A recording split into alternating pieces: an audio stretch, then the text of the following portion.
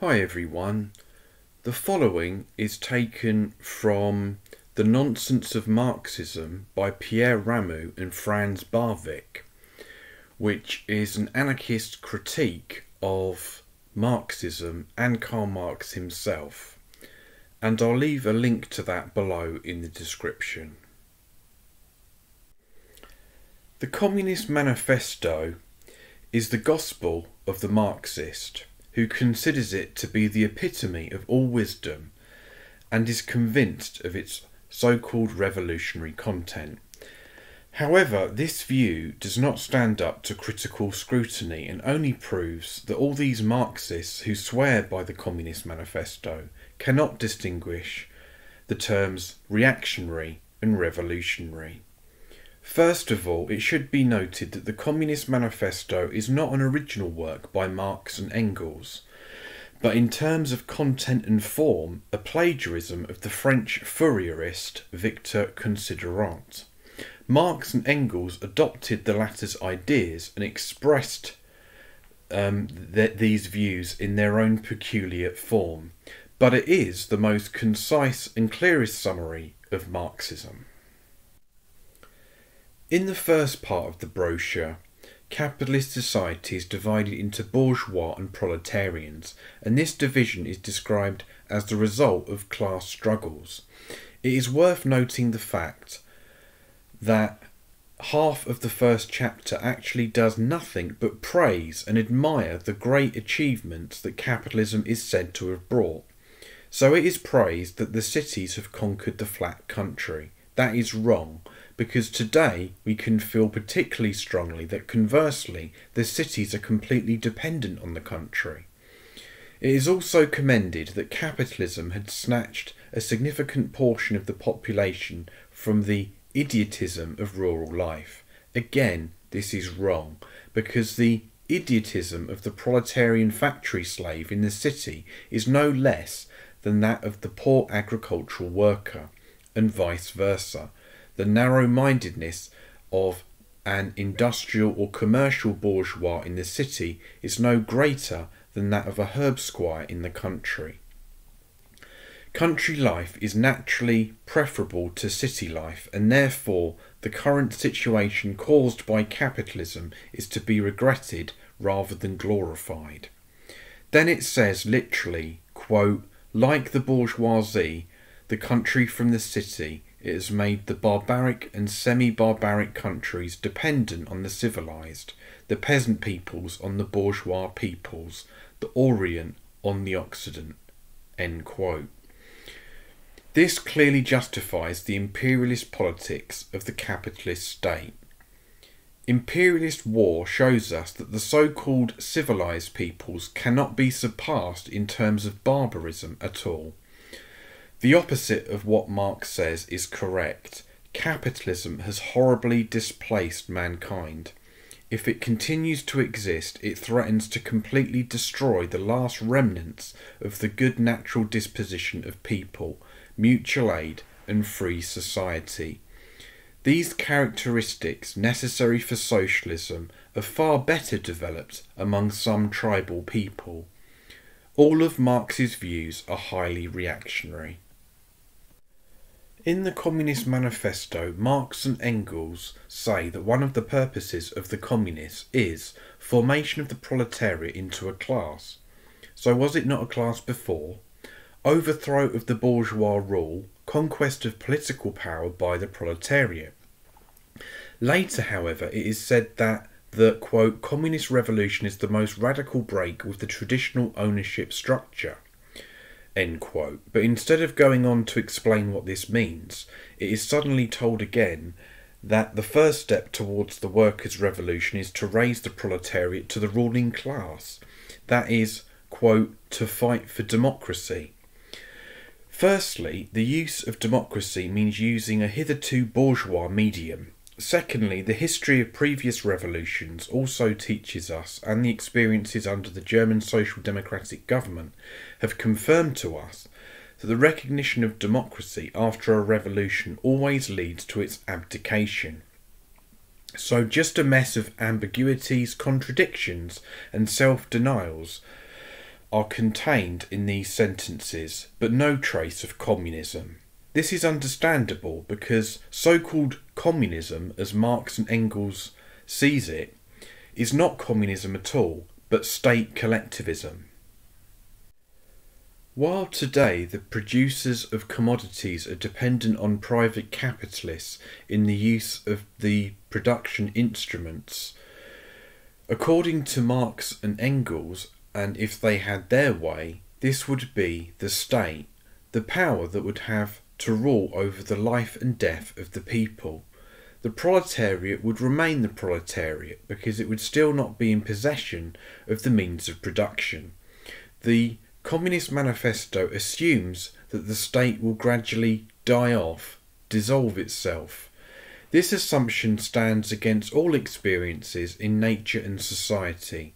A species never turns into its opposite, which is why the state, a means of oppression and exploitation, will never become a society of the free. A state has never committed suicide. Rather, it will increasingly become a factor of power and oppression. 1,000 proofs can be given that every form of government fights with tremendous tenacity for its maintenance and against its abolition. Noscovism and Bolshevism too held and abused all ministerial, political and legal offices in exactly the same way as any other form of government.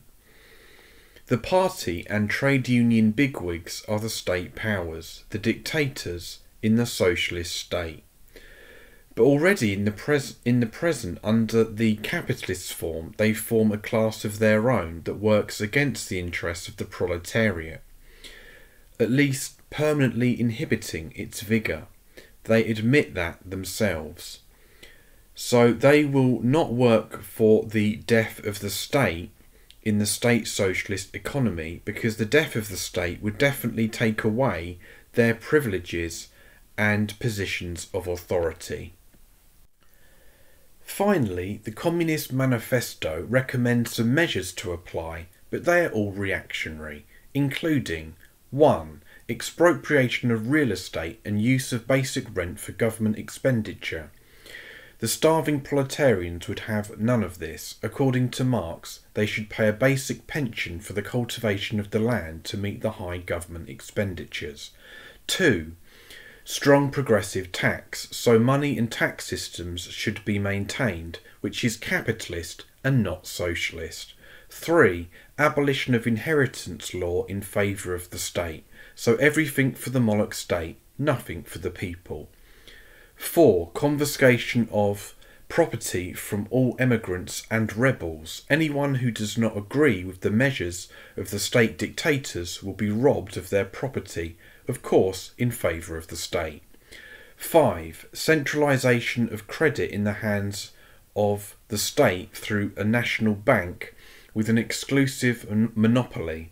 No banks are necessary in a socialist society, only in a capitalist society. But the monopoly is the biggest evil there too. Monopoly is the opposite of the common economy, the opposite of socialism. 6. Centralisation of transportation. Workers and the public have become sufficiently familiar with the anti-people effects of this system at the railway and post office and are getting to know it better every day. 7. Compulsory work for all through the establishment of industrial and agricultural armies. Militarisation of all economic life. According to the Communist Manifesto, in the socialist state it would look like this.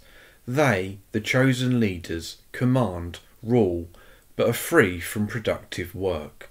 The masses work on command under force of arms, similar to what is already done today in prisons, barracks and monasteries. These reactionary ideas are not even new and original. The management of the latifundia by huge hordes of slaves was already the predominant agricultural activity of the ruined large property in ancient Rome over 3 centuries before Christ. So a turning back to prehistoric, horrific conditions would mean Marxism, and as Rome had to perish in those conditions at the time, the introduction of this system would only mean the enslavement of mankind. There is no word in the entire so-called Communist Manifesto about the abolition of the wage system. Marx and Engels do not touch the question of remuneration for human labour at all. This is understandable, again, because examining this question would only have given them two options, neither of which would have suited. Either the remuneration is based on the work performed. That would not be possible because a state can never grant producers the full return of their labour because they have to collect a large part of the labour income to maintain it. Or all members of society are given food, clothing and the rest of their needs.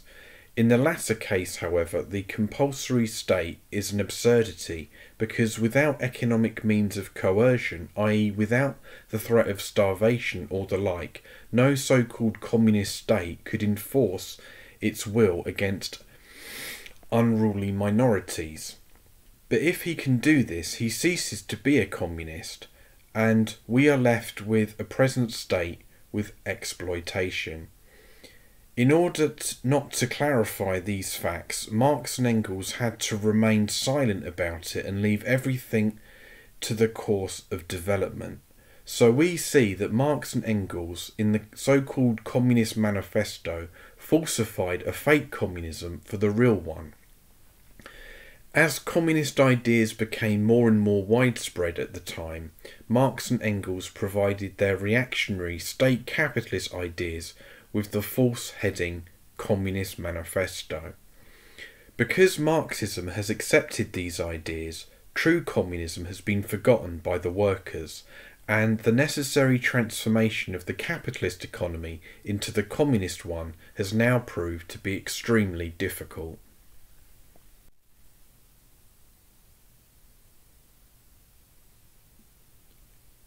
Thank you for listening, everyone. All the best.